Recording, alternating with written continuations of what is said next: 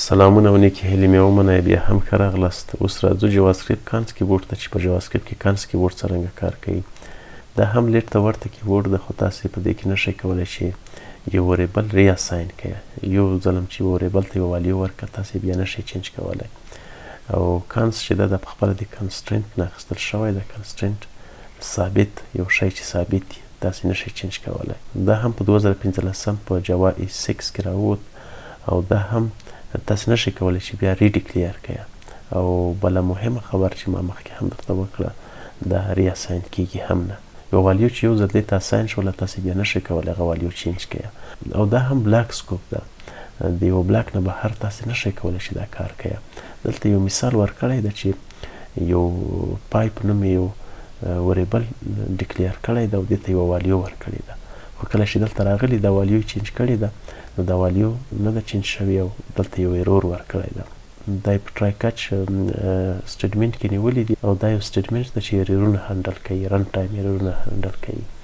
نو په دې ځای کې چې کله دلته والیو ورکړې ده نو دلته ایرور ورکړی ده او دغه یې ټایپ ده.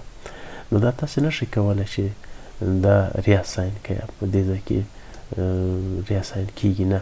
مثلا که دا موږ اوس لرې کړو دا بیرته رن کړو نو دغه ایرور به برطرفه شي، دا ایرور به نه وي. خو کله چې موږ راځو دلته یو ریاساین کوو نو دلته ایرور ورکوي او دا ایرور هم د ټایپ یې دغه ده چې اساین ټو کانسټنټ وریبل.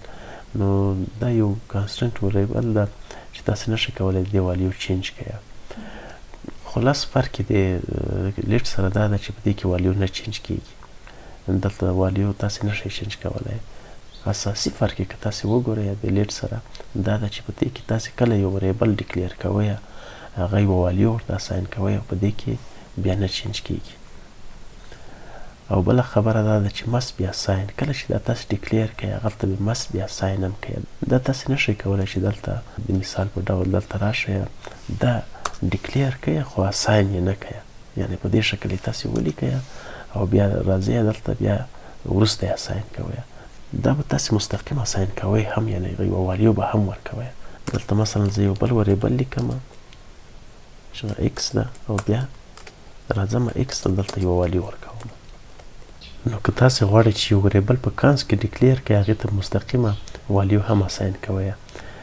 دا هم یو شرط یې ده او دلته مثالونه یې هم ورکړي چې دغه صحیح ده او په دې ځای کې غلط ده چې دلته موږ ډیکلیر کړی ده او بیا په دوهم ځل یې اساین کړی ده، نو دا غلطي ورکوي.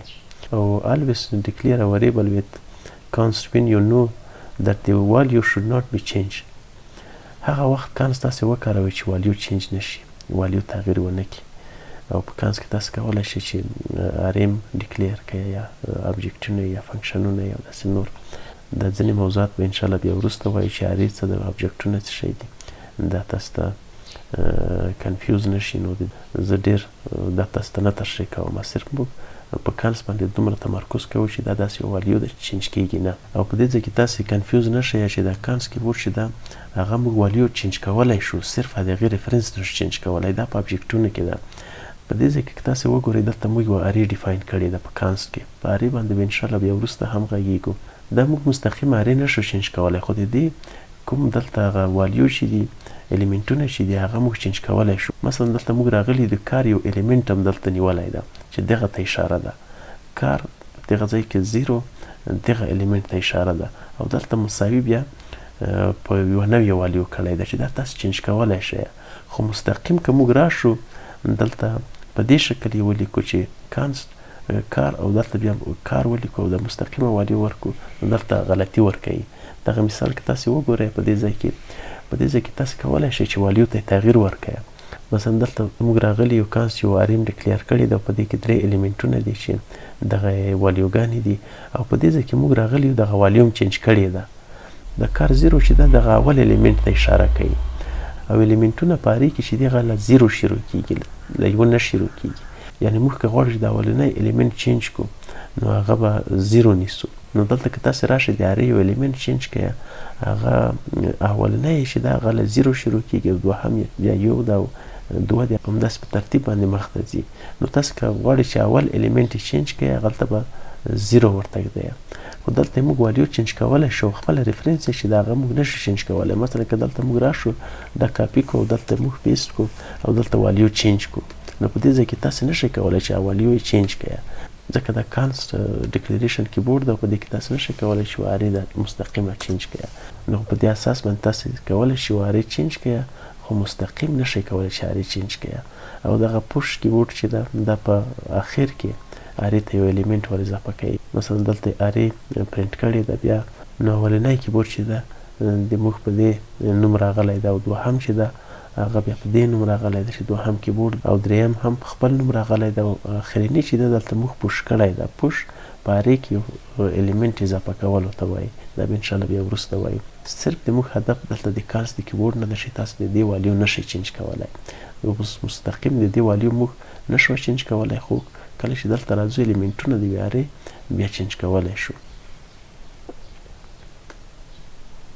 همداسې ابجکټ هم تاسو نشئ کولی مستقیم هغه چینج کړئ، او کولی شئ چې د هغې پراپرټي دلته تغییر ورکړئ، خو مستقیم نشئ کولی چې هغه چینج کړئ. دغه مثال چې ده دا صحیح ده، په دې کې څه غلطي نشته، خو که دلته راشئ دا ایرور ورکوي. تاسو مستقیم دلته که راشئ یو ابجکټ چینج کړئ، دلته به ایرور ورکوي. په ابجکټ او ارې باندې بیا وروسته موږ غږیږو، تاسې کنفیوز نشئ. صرف هدف د کانس د کیبورډ نه ده چې دلته مستقیمه والیو تاسې نشئ چینج کولی.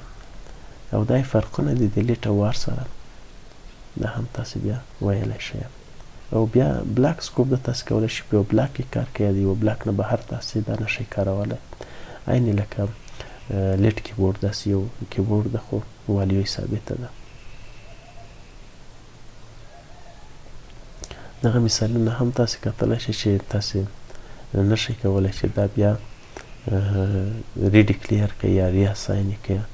ورته مثالونه لکه موږ چې په لیټ کې ولوستل، دلته هم ورته مثالونه دي. صرف فرق دا ده چې دلته والیو نه چینج کیږي، نور کوم خاص فرقونه په دې کې نشته.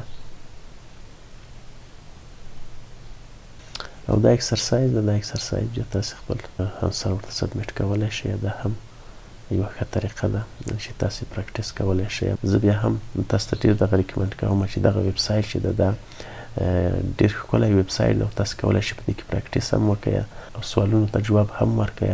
نو بیا هم دغه درسونه پریکټس کړئ، او په دې ځای کې د هر مثال لپاره یو ټرای یور سیلف یو بټنه ده چې تاسو کولی شئ هغلته مثالونه پریکټس کړئ. د نورو درسونو په تمه اوسئ. مننه.